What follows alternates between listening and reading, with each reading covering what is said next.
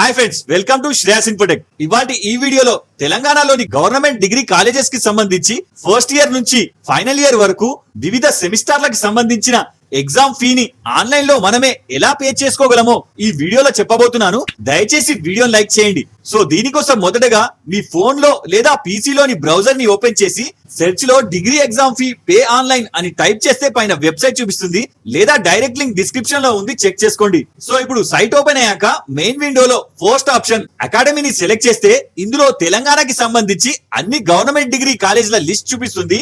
ఇందులో మీ కాలేజ్ ని సెలెక్ట్ చేసుకోవాలంటే ఇక్కడ మీ కాలేజ్ నేమ్ లేదా కాలేజ్ డిస్ట్రిక్ట్ నేమ్ టైప్ చేయగానే మీ కాలేజ్ నేమ్ వచ్చేస్తుంది.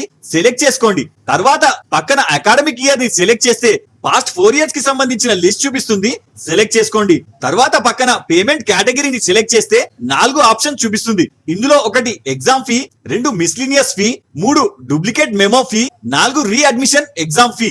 ఇందులో ఒకవేళ ఎగ్జామ్ ఫీ పే చేసేది ఉంటే ఫస్ట్ ఆప్షన్ సెలెక్ట్ చేసుకోండి. తర్వాత కింద మీ ఎన్రోల్మెంట్ నంబర్ లేదా అప్లికేషన్ నంబర్ లేదా జేఈ అడ్వాన్స్ నంబర్ లేదా దోస్త్ ఐడి అంటే స్కాలర్షిప్ ఐడి లేదా హాల్ టికెట్ నంబర్ లేదా రోల్ నంబర్, ఇందులో ఏది అవైలబుల్ గా ఉంటే అది ఎంటర్ చేసి పక్కన వ్యాలిడేట్ చేస్తే కింద name and course department and studying year చూపిస్తుంది. వెరిఫై చేసుకొని కింద సేమ్ ఇయర్ వైజ్ పే చేయాల్సిన అమౌంట్ చూపిస్తుంది. టోటల్ అమౌంట్ ని చెక్ చేసుకొని కింద అమౌంట్ పే చేయడానికి సబ్మిట్ ని సెలెక్ట్ చేయండి.